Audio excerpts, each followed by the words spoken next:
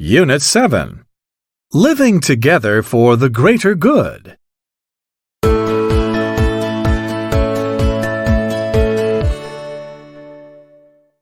Read about it.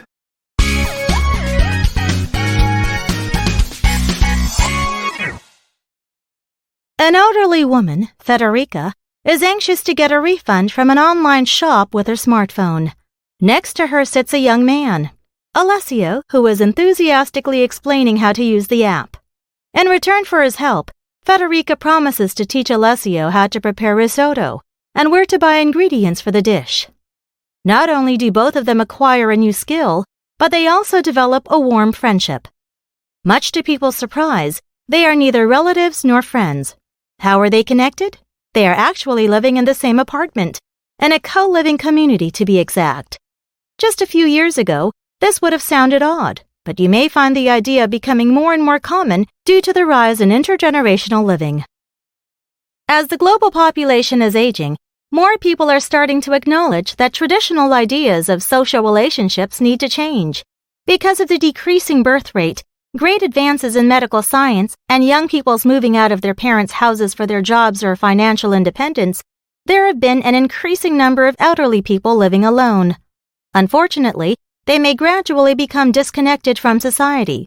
At the same time, there are a substantial number of young people who don't have sufficient funds for a deposit to buy a house in contemporary society due to the astonishingly high prices. Worse still, rents are so high in many urban areas that both the youth and the elderly are unable to afford to live alone in anything other than inferior housing. An efficient solution to this pressing issue has thus been proposed: multi-generational housing, which can not only cut costs for both age groups, but also help them become one another's good companions. Intergenerational living in the story isn't an exceptional case and is becoming more embraced worldwide. Initially, people assumed it to be challenging because the generation gap might put the brakes on this special type of relationship. However, it has proved to be worthwhile and meaningful in modern society. For senior citizens, it decreases their risk of suffering from loneliness, whereas for people in their 20s or 30s, it provides ample opportunity to learn a variety of life skills from the elderly. One example is in Alicante, Spain. An affordable housing project there creates space for the youth and the elderly to live together. Each young participant spends a few hours a week checking on elderly tenants, and in return, they pay a lower rent. The project has not only benefited all the residents, but also helped to establish close bonds between generations. In Singapore, the authorities have built a modern village, hoping residents of different ages can live side by side.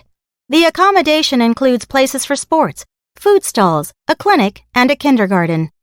The authorities expect that the housing will break the stereotypes that young and old people hold about one another as they are living closely together. In times when people are living longer and many young people are often forced to exceed their budget for rents year on year, this alternate idea seems to be a practical measure to tackle a difficult social problem. Hopefully, this form of housing will become widespread as everybody involved would benefit in the future.